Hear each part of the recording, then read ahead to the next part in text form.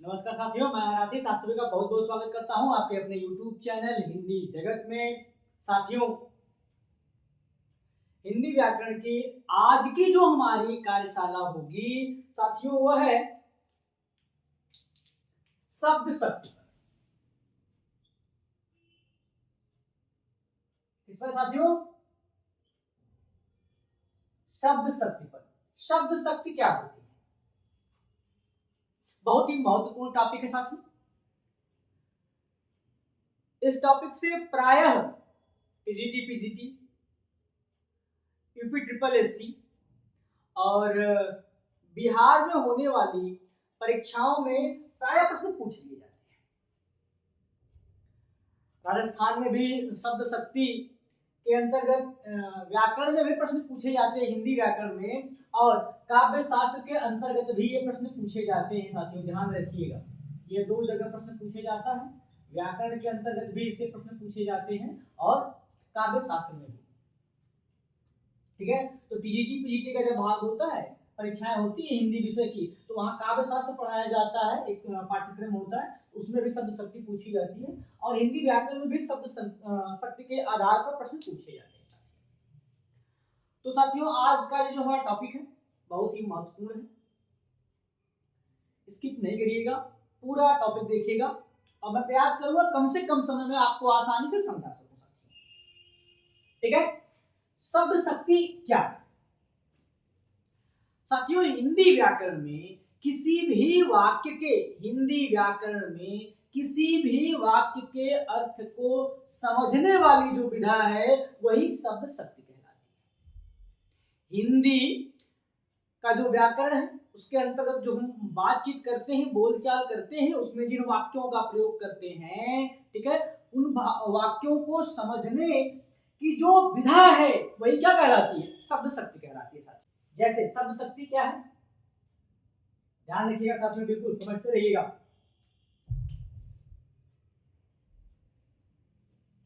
शब्द की शक्ति अर्थात वाक्य के अर्थ को प्रकट करने की शक्ति। ध्यान रखिए साथियों, वाक्य के अर्थ को प्रकट करने की शक्ति को क्या कहते हैं? शब्द शक्ति कहते हैं। किसी भी वाक्य का किस प्रयोजन में प्रयोग किया गया है, उस प्रयोजन को समझने की जो विधा है वो क्या कहलाएगी? शब्द शक्ति कहलाएगी। साथियों, तो प्रयोजन के आधार पर, अपनी व्यापकता और स्वरूपता के आधार पर जो शब्द शक्तियां हैं साथियों, वो तीन प्रकार की होती हैं। कितने प्रकार की होती है? तीन प्रकार की होती है साथियों, ध्यान दीजिएगा बिल्कुल। इसमें पहली है अभिधा शब्द शक्ति, दूसरी है साथियों लक्षणा शब्द शक्ति, और तीसरी है साथियों व्यंजना शब्द शक्ति। पहली शब्द शक्ति है साथियों अभिधा, दूसरी है लक्षणा और तीसरी है व्यंजना। यानी शब्द शक्ति जो होती है वो मुख्यतः तीन प्रकार की है। ये प्रश्न अगर पूछा जाए शब्द शक्ति कितने प्रकार की होती है, तो शब्द शक्ति साथियों मुख्यतः जो होती है वो तीन प्रकार की होती है, अभिधा, लक्षणा और व्यंजना। अब साथियों जरा ध्यान दीजिएगा, अभिधा शब्द शक्ति क्या होती है, जरा इसे हम जानते हैं।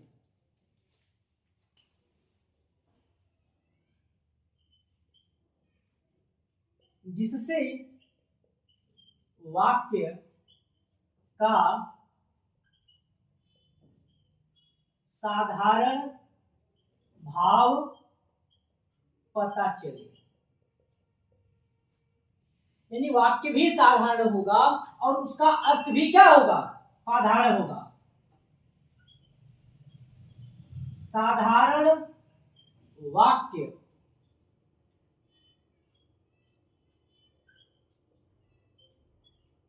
साधारण भावार्थ। साधारण वाक्य होगा और साधारण ही इसका भावार्थ होगा। तो बिल्कुल ध्यान दीजिएगा, अभिधा शब्द शक्ति का मतलब है कि जो वाक्य होंगे ये भी साधारण होंगे और जो उसका भावार्थ होगा वो भी क्या होगा, बिल्कुल साधारण होगा। जैसे मोहन घर के बाहर खड़ा।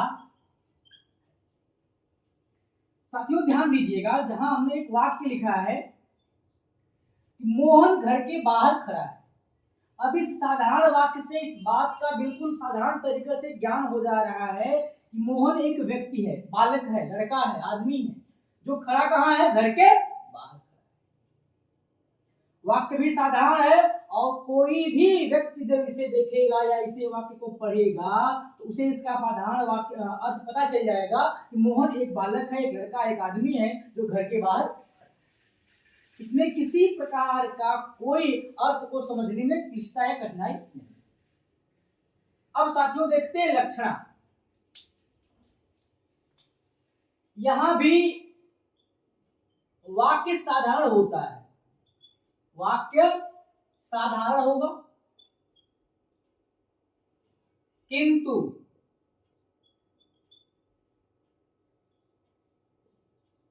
लक्षणों के आधार पर संज्ञा या सर्वनाम की विशेषता का भावार्थ होता है साथियों।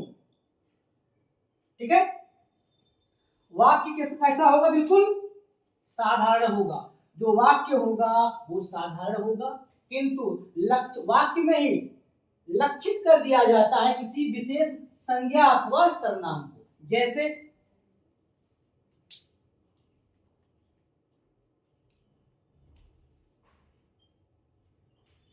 रामू शेर है। अब जरा देखिए, रामू एक व्यक्ति है, क्या व्यक्ति कोई शेर हो सकता है? यह व्यक्ति, आदमी और यह शेर एक जानवर है, किंतु रामू के अंदर कोई ना कोई ऐसा लक्षण जरूर है, वो बहादुर हो सकता है, वो कार्यकुशल हो सकता है। ठीक है, तो जो शेर में गुण होते हैं उन गुणों के आधार पर रामू को क्या दी गई, उपमा दी गई, संज्ञा दी गई, जो कि ठीक है। तो जहां कहीं भी आपको दिखाई पड़ जाए कि संज्ञा अथवा सर्वनाम की लक्षणों के आधार पर किसी व्यक्ति विशेष से या किसी वस्तु विशेष से उपमा दी जा रही है, तुलना की जा रही हो, तो ऐसे जगह हमेशा क्या होगा, लक्षणा शब्द शक्ति के द्वारा ही अर्थ निकाला जाता है। ठीक है, अगर ऐसे ही साधारण तरीके से हम सामान्य बोलचाल में कहते हैं वह आदमी बैल है, बोलते हैं लोग, वो लड़का बैल है या उनका लड़का बैल है, ऐसे लोग बोल देते हैं, तो इसका मतलब ये नहीं है कि सच में आदमी बैल है। अब यहां बैल का जो अर्थ हो जाएगा वो किससे हो जाएगा, मूर्ख से, यानी उस आदमी के अंदर मूर्खता भरी पड़ी हुई। बैल यहां है लेकिन इसका अब क्या है, दूसरा भावार्थ है, लक्षण के आधार पर हमने दूसरा भावार्थ निकाल लिया, तो ऐसी शब्द शक्ति को कहा जाता है लक्षणा शब्द शक्ति। साथियों चलते हैं हम तीसरी शब्द शक्ति व्यंजना, जिस शब्द शक्ति में अभिधा के द्वारा अर्थ न मिले और ना ही लक्षणा के द्वारा, यानी दोनों शब्द शक्तियां जहां अर्थ पाने में विफल हो जाती हैं वहां होती है हमारी व्यंजना शब्द शक्ति। क्या होती है, व्यंजना शब्द शक्ति। व्यंजना शब्द शक्ति में प्रत्येक व्यक्ति अपने हिसाब से वाक्य का अर्थ निकाल लेता है। यहां भी साथियों ध्यान रखिएगा, वाक्य साधारण होगा, वाक्य साधारण होगा, पाठक या श्रोता अपने अपने अनुसार भावार्थ को प्राप्त करता है। कोई पाठक या श्रोता अपने अपने अनुसार भावार्थ को प्राप्त करता है साथियों। जैसे यदि हमने यहां एक वाक्य लिख दिया,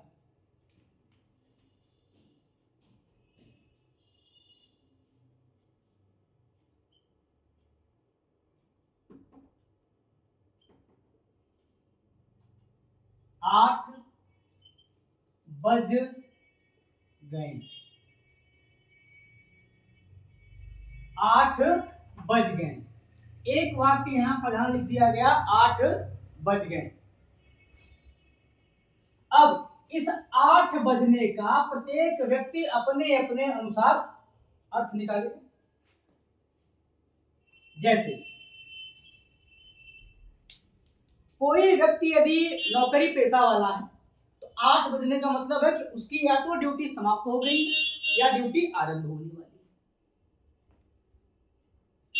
8 बजते ही कुछ लोगों को लगेगा कि उनकी ड्यूटी समाप्त हो चुकी है, अब वो अपने घर को जाएंगे, और कुछ लोगों को यह आभास हो गया भाई 8 बज गए या बजने वाले हैं तो हमें क्या करना है,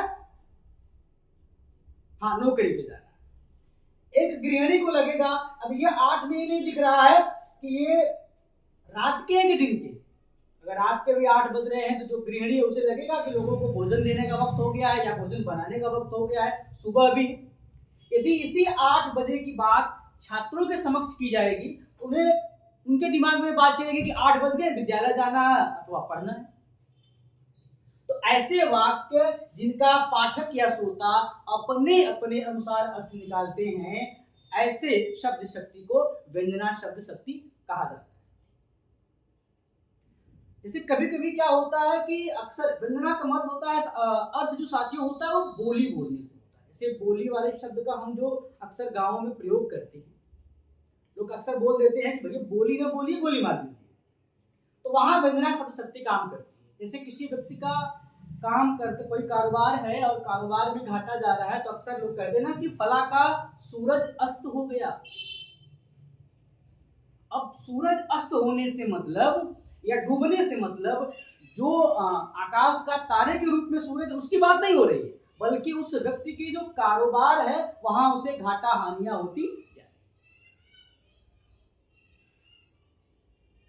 अक्सर लोग कहते हैं फला के सितारे गर्दिश में, यहां भी व्यंजना शब्द, क्योंकि मूल वाक्य के शब्दों में अर्थ नहीं है, वहां क्या है, व्यंजक अर्थ प्रतीत हो रहा है।